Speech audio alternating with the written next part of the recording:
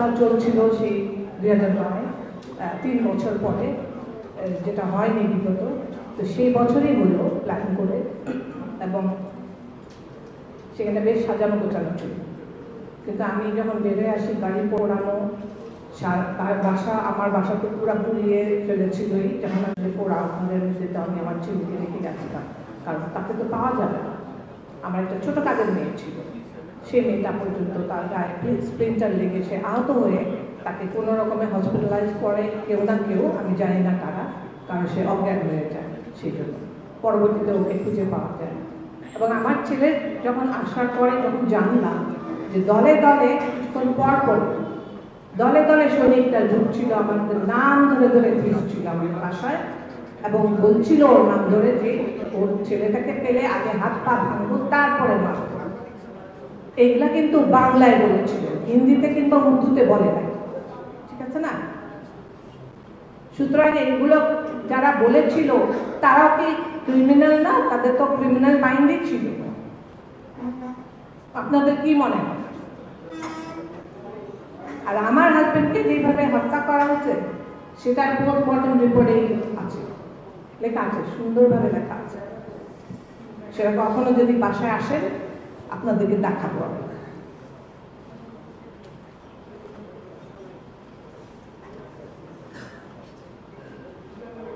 আর আমার ছেলে যেটা বললো যে শরীরটা এসেছিল কিভাবে, এই প্রশ্ন আপনারা করতে পারেন।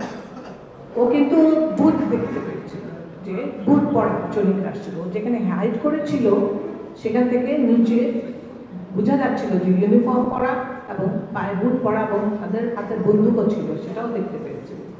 তো একটা যখন আপনারা যখন হত্যাযজ্ঞ হয় কিংবা যখন অস্ত্র হাতে নেওয়া হয়, সেটাই কিন্তু বড় অপরাধ আমরা ওদের জানা মতে। সেখানে যারাই অস্ত্র জমা নিয়েছিল, মানে ধরেছিল, তারা সবাই কিন্তু অপরাধী। এটা আপনাদেরকে বুঝতে হবে, প্রচার করতে হবে, জানাতে হবে। আপনারা এখন এই শহীদ পরিবারদের এত বছর পরে ফিরে আসার জন্য বাবাদের নতুন করে দেখছে, তারা অনেকে জন্ম নিয়েছিল পরে 16 বছর, কিন্তু আমাদের তো 4টা বাচ্চার জন্ম নিয়েছে ভাইরা মারা যাওয়া, আমাদের শ্রদ্ধেয় ভাইরা হত্যা হওয়ার পরে। আমি মারা যাওয়া বলি না, আমি এটাকে হত্যাকাণ্ড বলি। সুস্থ সেই হত্যাকাণ্ডের পরে যখন বাচ্চাগুলো জন্ম নিল, আপনারা কি খোঁজ নিয়েছিলেন কখনো? জাতি কি খোঁজ নিয়েছিল কখনো যে সে বাচ্চাগুলোর মানসিক অবস্থা কেমন আছে? তারা কি, তাদের মনের ভিতর দিয়ে কি যায় যে তারা যে আর কখনোই বাবাকে দেখতে পারবে না, তার বাবা গান নিতে পারবে না? বাবা ফিগারটাকেই তো ওরা ভুলে গেছে। এমনকি যে আমার মেয়ে তখন 10 বছর বয়স ছিল, ওর জন্য বাবা ফিগারটা কি ও এখনো বুঝে না। আমার বাচ্চারা কিন্তু আমাকেই বাবা এবং মা মনে করে, কারণ আমরা ওই রোলটা প্লে করতে পারি। আমরা খুব মানে সুন্দর করে কথা বলি, আর ভালো পরিধেয় ধারণ করি, ভালো জায়গায় যাই, উঠি বসি, বলে কি আমাদের কষ্টগুলো নাই? মিডিয়াতে শুধু কান্নাকাটি করলে আপনারা ওইটাকেই প্রজেক্ট করবেন, আর বাকিটা মানে মনে করে নেবেন যে আমরা অনেক ভালো আছি। কোথায়? আপনারা তো ভুলেই গেছেন আমাদের। এমনকি আমি দেখতে পেলাম গত 16 বছর 15 বছরে এই 25শে ফেব্রুয়ারিতে টিভিতে পর্যন্ত নিচে একটা স্ক্রোলিং হয় যে বিদ্রোহের, কেন বিদ্রোহ এখনো বলা হচ্ছে এটাকে? আমার সবচেয়ে বড় আপত্তি এখানে। আর যে অপবাদ দিয়ে অফিসারদেরকে হত্যা করা হয়েছিল, কোথায়? সেটা তো ইনভেস্টিগেশনে, অনেক ইনভেস্টিগেশনে সেটা প্রমাণিত হয়েছে, তার সত্যতা প্রমাণিত হয়েছে যে এটা একেবারেই মিথ্যা। কেন কোনো সরকার থেকে কিংবা কোনো মহল থেকে এটাকে আপনাদের মাধ্যমে প্রচার করা হয়নি দেশবাসীর কাছে যে এটা একেবারে মিথ্যা কথা? কারণ এই অপবাদটা নিয়ে এই আত্মাগুলো এখনো অতৃপ্ত। আপনারা মনে রাখবেন যে শহীদদের আত্মা কিন্তু থাকে, এবং ওরা বিচারের জন্য, এটাই আমরা বিশ্বাস করি। তো তাদের আত্মা তো এখনো কষ্ট পাচ্ছে এই যে মিথ্যা অপবাদ দিয়ে তাদেরকে হত্যা করা হলো। সে সময় মুন্নি সাহা, জয় মামুন এনারা যথেষ্ট ভালো রোল প্লে করেছিলেন, মনে আছে আমার। আমি তো 26 তারিখে রাত্রে 8টার সময় যখন জানি, পিলখানা থেকে যখন বের হয়ে আসি, তখন আমি ভাবছিলাম যে তাদেরকে হস্টেজ করা হয়েছে। কোথায়? আমি তো যখন জানলাম যে তাদেরকে হত্যা করা হয়েছে, সবার আগে আমার হাজবেন্ড আর এনায়েত ভাইয়ের ক্লাসটা বের হয়ে আসছে।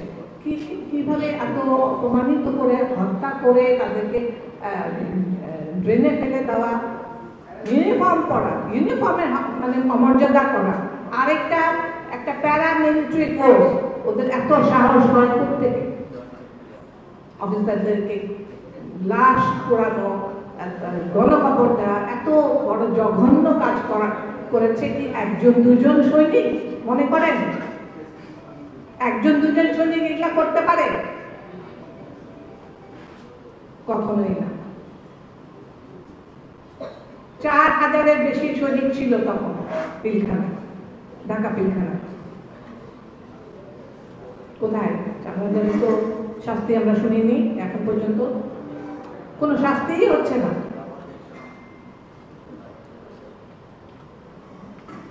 কেন কেন এই প্রহসন এখন পর্যন্ত? আমরা এই সরকারের কাছে অবশ্যই বিনীত আবেদন করব যেন সুষ্ঠু বিচার হয়, ইনভেস্টিগেশন তাড়াতাড়ি হয়, এবং কোনো ক্রমে কোনো অপরাধীকে যেন ছাড়া না হয়, তারা যেন তাদের শাস্তি ভোগ করে। ধন্যবাদ।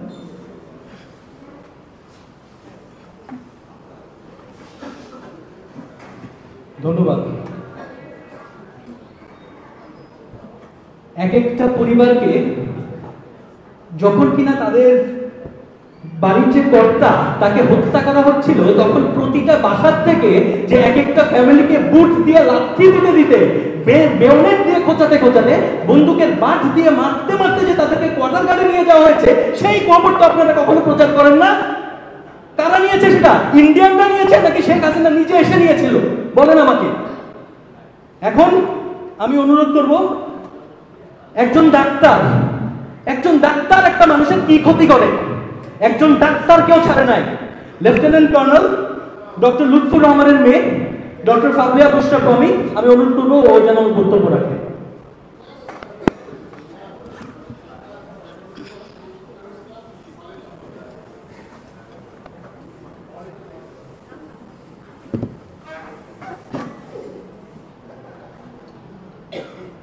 আসসালামু আলাইকুম। আমার নাম বুশরা। আমার বাবা শহীদ লেফটেন্যান্ট কর্নেল লুৎফুর রহমান খান। তিনি একজন ডাক্তার ছিলেন। তিনি বিডিআর হাসপাতালে কর্তব্যরত ছিলেন। সেদিন আমরা ভেতরে ছিলাম, 36 ঘন্টা আমি এবং আমার পরিবার আমরা জিমে ছিলাম। আমাদেরকে কোয়ার্টার গার্ডে নিয়ে যাওয়া হয়েছিল। আমার অভিজ্ঞতা শুরু করার আগে আমি একটা কথা বলবো, সেটা হচ্ছে যে আপনারা যারা মিডিয়ার লোক আছেন বা দেশবাসী সবাই যারা দেখছেন, তারা সবাই জানেন যে আমরা ফেসবুকে পোস্ট করি বা আমাদের বিচার আচার বা আমাদের লেখালেখি আপনারা হয়তো অনেকে ফলো করে থাকেন। সেখানে কমেন্ট সেকশনে আমি একটা কথা পেয়েছিলাম একজনের পক্ষ থেকে, সেটা হচ্ছে যে সেদিন একজন সুবেদার মেজর ছাড়া অন্যরা প্রতিবাদ করেনি, কারণ তারা নিজেদের প্রাণ ভয় ভীত ছিল। তারা কেউ প্রতিবাদ করেনি কারণ তারা যদি প্রতিবাদ করতো তাহলে নাকি তারা সবাই সেদিন মারা যেত, বাকি অফিসারদের সাথে তারা সবাই মারা যেত। তো এটা থেকে আপনাদের মনের মধ্যে কি ধরনের ছবি ভাসে? আপনাদের কি মনে হয় যে তারা সবাই প্রতিবাদ না করে একরকম বাধ্য হয়ে অস্ত্র নিয়ে তারা দাঁড়িয়েছিল চুপচাপ? তারা দেখছিল অসহায়ের মতো, তারা খুব মনে প্রাণে চাচ্ছিল বাঁচানোর জন্য, কিন্তু তারা বাঁচাতে পারেনি? আপনাদের মনে কি চিত্রটা এরকম? আপনারা যখন সম্প্রচার করেন তারা জেল থেকে ছাড়া পাচ্ছে, কাঁদছে, তাদেরকে জড়িয়ে ধরছে তাদের সন্তানরা, আপনাদের মনে হয় এরা সবাই অসহায়ের মতো সেদিন হাহাকার করছিল অফিসারদের মৃত্যু দেখে? আমি আমার ফার্স্ট হ্যান্ড কাউন্ট, আমার নিজস্ব অভিজ্ঞতা শেয়ার করতে এখানে বসেছি। তারা কেউ প্রতিবাদ করে নাই, এটা অবশ্যই সত্য। যিনি প্রতিবাদ করেছিলেন তিনি শহীদ হয়েছেন, এটাও সত্য। ভেতরে যারা ছিল তারা শুধু প্রতিবাদ করে নাই, এটা তাদের অপরাধ না, তারা স্বতঃস্ফূর্তভাবে অংশগ্রহণ করেছিল। সেদিনের অপরাধ একমাত্র খুন করা না, সেদিনের অপরাধের সাথে অনেক কিছু ছিল। আমি জানি না আপনাদের আসলে এখানে বয়স কত বা আপনারা কতটুকু খবরে দেখেছেন।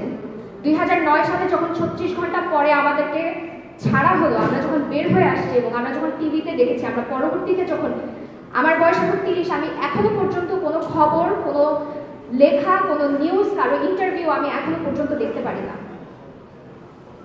এবং আমি গর্ব করে বলি আমার নার্ভ যথেষ্ট শক্ত, কারণ আমি যা অভিজ্ঞতা, আমি নিজে যা এক্সপিরিয়েন্স করে আসছি, এটার পরে আমার পক্ষে সম্ভব না কোনো কিছু দেখে সহ্য করা যেটা আপনারা টিভিতে দেখেন। এবং টিভিতে 20%ও আসে নাই ভিতরে যা হচ্ছিল। এটা 25শে ফেব্রুয়ারির ঘটনা। সারা সপ্তাহ আমাদের সবার বাবারা ব্যস্ত ছিল। 25শে ফেব্রুয়ারির পরে বিডিআর সপ্তাহ শেষ হওয়ার পরে আমার বাবার আমাকে বইমেলায় নিয়ে যাওয়ার কথা ছিল।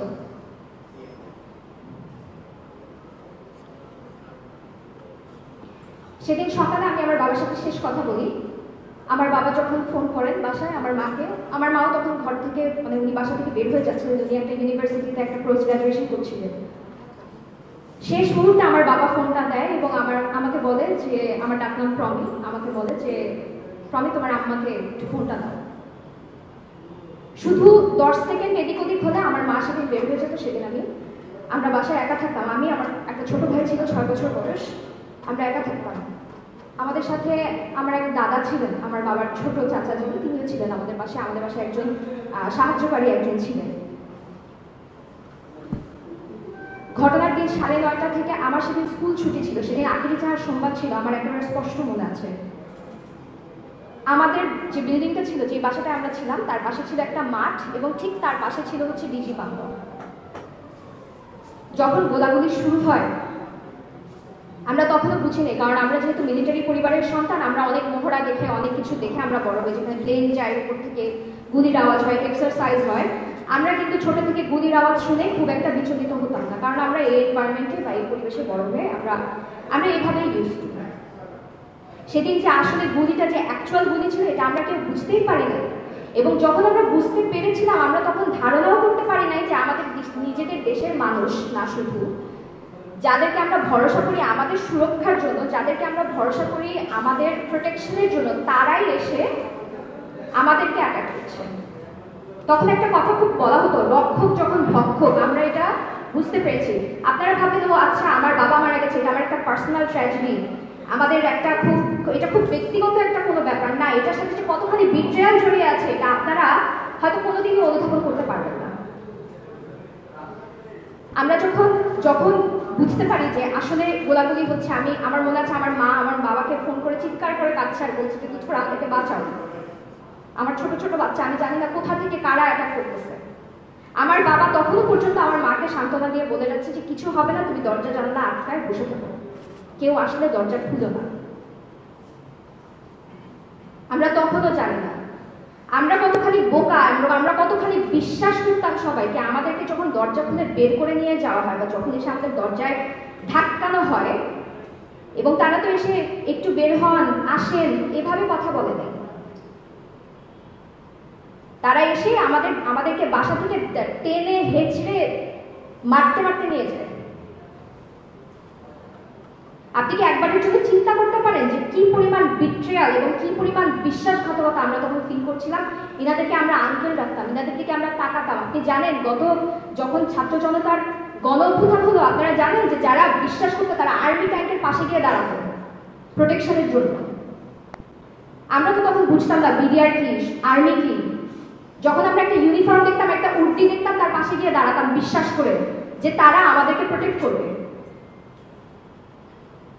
আমাদের বাসা থেকে আমরা এক কাপড়ে বের হয়েছিলাম, আমরা কোনো টাকা পয়সা নিয়ে বের হই নাই, কোনো গয়নাগাটি নিয়ে বের হই নাই। একটা ব্যাগে করে আমার বাবার জন্য একটা লুঙ্গি, একটা গেঞ্জি এবং আমার মা বাবার সারা জীবনের সার্টিফিকেটগুলো নিয়ে আমরা বের হয়েছিলাম। আমার মা পুরাটার সময় তাদেরকে বলছেন যে ভাই আমার স্বামী, ওনার নাম এটা, উনি আছেন ওখানে, কি হচ্ছে বলেন, কি করবেন, আমরা কি করবো, আমরা কোথায় যাবো, এত গোলাগুলি হচ্ছে। এখানে একটা গুলি এসে আমাদের 5 তলার বাসার উপরে জানালা ভেদ করে ভিতরে ঢুকে যায়। আপনারা যুদ্ধের সময়টার ঘটনা, আমার মা বাবা খুব ছোট ছিলেন যখন যুদ্ধ হয়, কিন্তু তাদের একটা ইনস্টিংক্ট ছিল। আমি যখন বের হই, আমার 14 বছর বয়স, আমি ছোট একটা মেয়ে, আমার মা সবার আগে যে কাজটা করে সেটা হচ্ছে বিশাল একটা ওড়না দিয়ে আমাকে আপাদমস্তক জড়িয়ে ফেলে বাসা থেকে বের হওয়ার সময়। আমরা যখন কোয়ার্টার গার্ডে যাই, আমরা যখন রাস্তায়, আমরা ঠিক বিল্ডিং এর নিচে যখন নামি, একটা সৈনিক, একজন বিরিয়ার জওয়ান, তিনি এসে আমার মায়ের বুকের মাঝখানে বন্দুকের নল ঠেকান এবং আমি আর আমার ছোট ভাই আমার মায়ের পা জড়িয়ে ধরি। উনার পা ধরে আমরা বলি যে আঙ্কেল আমার মাকে কিছু করেন না, আমরা কিছু জানি না, আমরা কিছু করি নাই। আমার মা চিৎকার করে বলতে থাকে আমার বাচ্চাগুলো ছোট, আমার স্বামী ডাক্তার, আপনারা আমাদেরকে প্রাণে ভিক্ষা করেন। আমরা ভিক্ষা করতাম। আপনারা জানেন কি ধরনের ভাষা, তাদের বডি ল্যাঙ্গুয়েজ কেমন ছিল? তারা কোনো অপরাধ বোধে ভুগে আমাদের কিছু করার নাই দেখে আমরা এখানে বন্দুক হাতে নিয়ে দাঁড়িয়ে আছি। ইট ওয়াজ নট লাইক দ্যাট। আমাদের শিক্ষা এবং আমাদের আপব্রিঙ্গিং এর জন্য আপনাদেরকে আমি ঠিক সেই কথাগুলো উচ্চারণ করে বলতে পারছি না। বলতে পারলে আপনারা হয়তো শুনতে পেতেন কি কি ধরনের অবর্গীয় গালি থাকে, কত কিছুর বাচ্চা বলে গালি দেওয়া হচ্ছে। এই মানুষগুলো কিন্তু আমাদেরকে চেনেও না, আমরাও তাদেরকে চিনি না। উনারা যদি নিরপরাধ ছিলেন সেদিন, উনাদের এত দম্ভ, উনারা সবাই নিরপরাধ, কেউ কিছু করেন, তাহলে সেদিন মুখ থেকে আসছিলেন কেন আমাদেরকে মারতে? উনারা সেদিন থেকে প্রচার করতে চান যে আমরা সবাই অপরাধী, আমাদের বাবারা খারাপ, আমাদের বাবারা তো মুখ লুকায় কোথাও পালায় নাই। সেখানে তো তারা গুলি খেয়ে মারা গেছে, তারা তো নিজেদের র্যাঙ্ক খুলে ফেলে নাই, তারা তো নিজেদের ইউনিফর্ম খুলে ফেলে নাই, তারা তো তাদের র্যাঙ্ক ব্যাজ নেম প্লেট খুলে মুখে গামছা কাচায় নাই। তো যারা এত নিরপরাধ আজকে আপনারা বলে বেড়াচ্ছেন, প্রচার করে বেড়াচ্ছেন, যারা এত নিরপরাধ, যাদের এত বিবেক, তারা সেদিন মুখ থেকে আমাদেরকে মারতে আসছিল। আমরা যখন কোয়ার্টার গার্ডে যাই, আমরা ভয়াবহ উগ্রতা দেখি। আমাদেরকে যে মারতে মারতে নিয়ে যায়, এটা নিয়ে তাদের উল্লাসের শেষ ছিল না। কি শত্রুতা ছিল তাদের সাথে আমাদের? না তারা আমাদের সাথে কোনোদিনও বসে এক কাপ চা খাইছে, না আমরা খাইছি, না তাদের সাথে আমাদের কোনো বাকবিতণ্ডা হয়েছিল। হ্যাঁ, হতে পারে কারো কারো এজেন্ডা ছিল, কেউ হুজুগে কাজটা করেছে।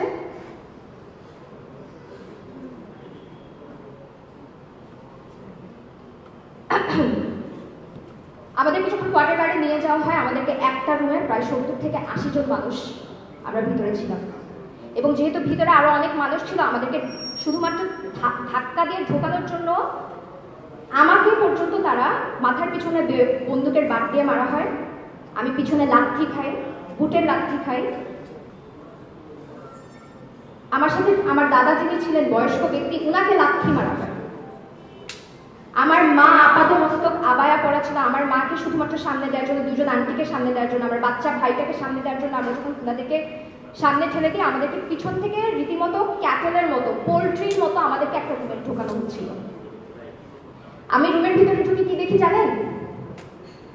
আমি রুমের ভিতরে থেকে এমন মানুষ দেখেছি যারা এভাবে করে দাঁড়িয়ে ছিল, হাতের এখান থেকে মাংস নাই, রক্ত পড়ছে, এলো পাতারি তারা বেয়নেট দিয়ে খুঁচিয়েছে। আমার পাশে একজন আঙ্কেল ছিলেন, আমি একটু নড়লেই উনি হঠাৎ করে বিরক্ত হতেন। আমি চিন্তা করতেছি যে আমরা কেউই এখানে দাঁড়াতে পারি না, বসতে পারি না, আমি নড়লে উনি বিরক্ত হচ্ছে কেন? আমি যখন সরে গেলাম তখন আমি দেখলাম যে আমি এক পুল রক্তের মধ্যে বসে আছি। উনি একজন অফিসারও না, উনি কেউ না, উনি একজন অফিসারের বাসায় একজন গেস্ট হিসেবে আসছেন। তাদেরকে আপনারা নিরপরাধ বলছেন? তারা 5 মিনিট পর পরে এসে আমাদেরকে খুন করার হুমকি ধামকি দিচ্ছিল। গ্রেনেডের রিং খুলে তারা সেলের ভিতরে ঢুকে দেওয়ার চেষ্টা করছিল। তুই ছাড়া একটা কোনো কথা বলে নেই।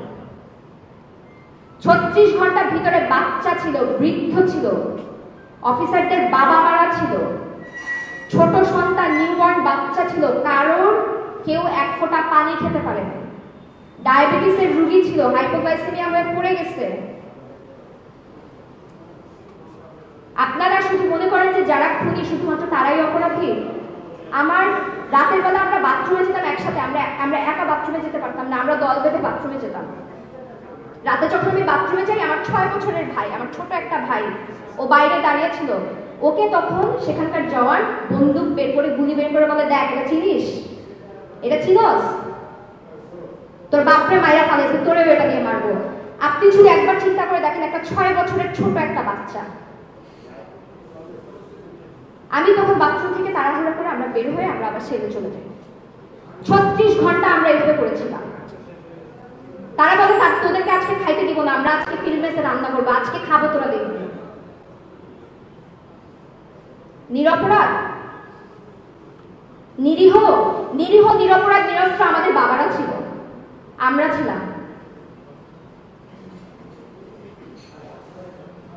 সাকিব ভাই আপনাদের কাছে প্রশ্নটা দিয়ে গেছে, আমি সেই প্রশ্নটাই দিয়ে যাব। আমরা আই উইটনেস টেস্টিমনি দিচ্ছি, আমরা এর কাছে শুনছি, ওর কাছে শুনছি, অমুক বলছে, ইন্ডিয়ান আসছিল, এই ইউনিফর্ম পরা ছিল, কিচ্ছু না। ইন্ডিয়া করাতে পারে, শেখ হাসিনা অর্ডার দিতে পারে, এক্সিকিউট কারা করছিল সেখানে? আর যারা এই ধরনের কথা, যারা এই ধরনের উগ্রতা উল্লাস করছিল, তাদের মোটিভেশনটা কি ছিল?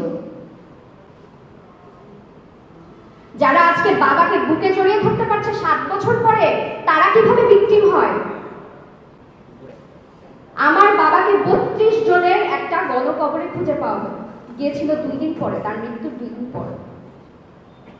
আমার বাবার মুখে আমি পানি দিতে পারি নাই। আমার বাবা একটা গোসল পায় নাই মৃত্যুর পরে। এখন আমার শুনতে হয় যে আমার চাইতে আরো অনেক কষ্টে আছে যারা এখন তাদের বাবাদেরকে ফুল দিয়ে বরণ করে দিচ্ছে, তারা এখন ভিকটিম।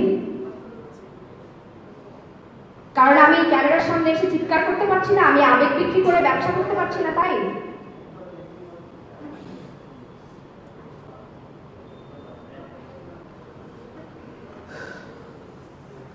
আমি অনেক সময় নিয়ে নিলাম, আমি সাধারণত এত বেশি সময় নিয়ে কথা বলি না কখনো। আমি শুধু একটা কথা বলবো, লাশগুলো যখন বের হচ্ছিল, ম্যানহোল থেকে পাওয়া যাচ্ছিল, বুড়িগঙ্গায় ভেসে আসতেছিল, আমার বাবার লাশ কখনো পাওয়া যায় না।